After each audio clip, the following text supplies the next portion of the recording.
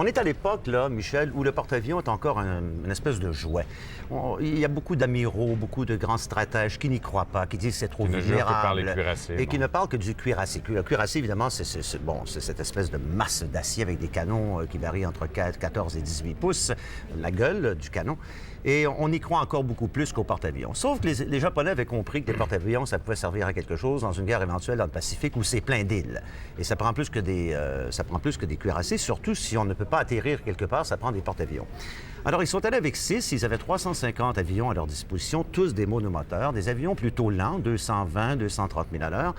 Et ils ont attaqué en 2 vagues. La première est venue un dimanche matin, comme vous l'avez si bien dit, et l'attaque a commencé très précisément à 7h55, heure d'Hawaï. Alors, si on se reporte là 5 heures, parce qu'on est en avant d'Hawaï, ici, il est midi, je sais pas quoi, là, midi 40, 35. Ça, Alors là-bas, il est présentement là, 7h35. Alors, on a voulu commémorer ça à la seconde près de l'attaque qui a été déclenchée par les Japonais. Ça, c'est l'explosion, si je ne m'abuse, de l'Arizona. Oui, ça, c'est évidemment, c'est ce qui a fait presque la moitié des morts, des pertes de vie subies à Hawaï. C'est dans l'Arizona qu'on les retrouve, plus de 1200. Alors, en tout et partout, il y a eu environ 2400 morts. C'est pas énorme quand on pense à l'envergure de l'opération. 6 porte-avions, 350 avions, 2 vagues. La première, 181, la deuxième, à peu près 165. 4 types d'avions, des avions torpilleurs, des avions en piqué, des avions bombardiers horizontaux et finalement des chasseurs pour les protéger. Mais quand les chasseurs sont arrivés là, il n'y avait rien à protéger. C'est-à-dire que leurs avions étaient à protéger, sauf qu'il n'y avait pas de riposte américaine. Parce que justement, vous parliez tantôt en début, Pierre, au début, du manque de préparation des Américains. Quand les Japonais arrivent là, c'est la surprise totale. Les avions américains sont encore au sol, ils sont rangés aile contre aile. Absolument. Il n'y a rien pour protéger les navires. Les Japonais arrivent là et c'est presque facile. C'est comme se planter dans une basse-cour puis tirer sur des poulets ou des poules.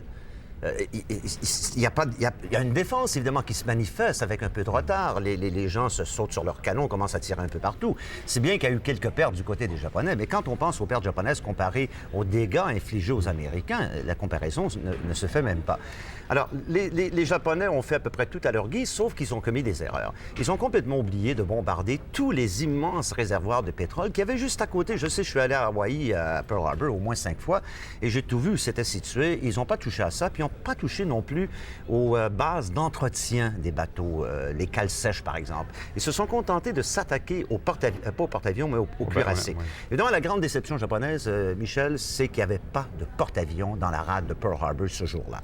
Il y avait 2 porte-avions importants, je pense, qui étaient en mer à ce moment-là. Oui, il y avait l'Enterprise qui est allé porter des avions à Midway, et il y avait aussi l'autre porte-avions, le Lexington, qui était allé à l'île de Wake, qui est à peu près à mi-chemin entre le Japon et Hawaï, porter des avions pour la défense éventuelle, parce que les Américains sentaient qu'il y aurait quelque chose qui allait se produire, mais ils ne savaient pas où, puis ils ne savaient pas quand.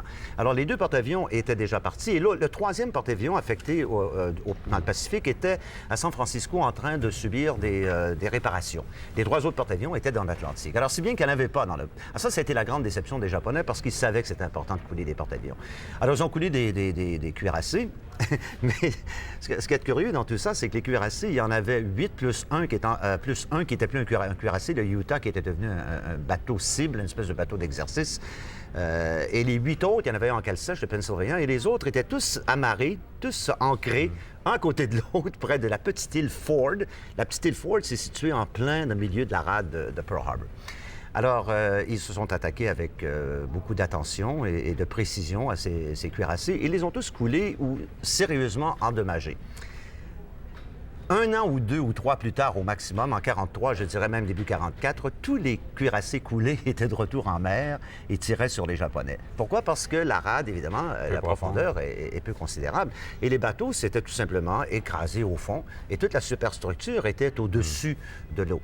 Il y en a 2, cependant, qui n'ont pas pu être récupérés. L'Arizona, évidemment, qui a subi une C'est devenu un musée, au fond, maintenant.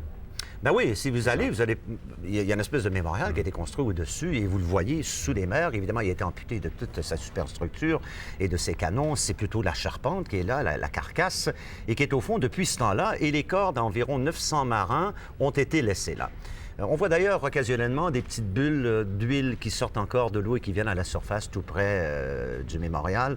Alors, Ces deux cuirassés, donc, n'ont pas été récupérés, c'est-à-dire l'Arizona, qui a été laissé là comme une espèce de tombe, une espèce de tombeau et un mémorial. Et le deuxième, l'Oklahoma, qui a été renfloué et qu'on a voulu envoyer à San Francisco pour être réparé, mais en cours de route dans le Pacifique, un peu après avoir quitté Pearl Harbor. Il a perdu ses amarres avec les remorqueurs et il s'est écrasé dans le fond de la mer. Alors, véritablement, seulement deux cuirassés ont été perdus. À long terme, en termes de matériel, n'ont pas été aussi importantes pour les Américains. Ça a été... Le choc, par exemple, Pierre. C'est-à-dire le choc. On regarde actuellement la réaction des Américains aux événements du 11 septembre, l'impact que ça a dans la population américaine, le fait de se sentir attaqué sur leur territoire. Sournoisement. En surprise, effectivement. On voit la réaction que les gens ont. En 1941, c'était la première fois. Bon, Hawaï, c'est pas l'Amérique comme telle, c'est pas l'Amérique du Nord, mais ça reste que c'est un... C'est un territoire à ce moment-là, un territoire américain, tout comme l'Alaska. Parce qu'en 1942, il faut se rappeler aussi que les Japonais ont occupé deux petites îles de l'archipel des Aléoutiennes, qui fait partie, évidemment, du territoire de l'Alaska. À ce moment-là, Hawaï et l'Alaska ne sont pas des États. Ils ne deviendront que à la fin des années 50. Mais les Américains considèrent quand même comme un territoire. Ils sont attaqués chez eux pour la première fois. Voilà. Le choc que ça a eu à cette époque-là aussi. C'est la surprise et aussi la colère qui s'est installée. Parce que les Américains avaient été attaqués sans avertissement. Ce qu'il faut dire, c'est qu'il y a eu beaucoup de négligence du côté des Américains, Michel. Et ils avaient énormément de renseignements entre les mains, lesquels auraient pu servir à se préparer mieux, sachant que on savait qu'il y avait une guerre qui se préparait dans le Pacifique, sauf qu'on ne savait pas quand et on ne savait surtout pas où, même si les services secrets des Américains avaient brisé le code japonais, surtout le code diplomatique, pas le code militaire. Et ils savaient à peu près ce qui se passait, sauf que dans les messages qui étaient si bien codés, et où on ne disait pas tout, on savait qu'il y avait des choses qui se préparaient, qu'il y avait des déplacements de bateaux, qu'il y avait des déplacements de troupes, mais on ne savait pas où il allait attaquer.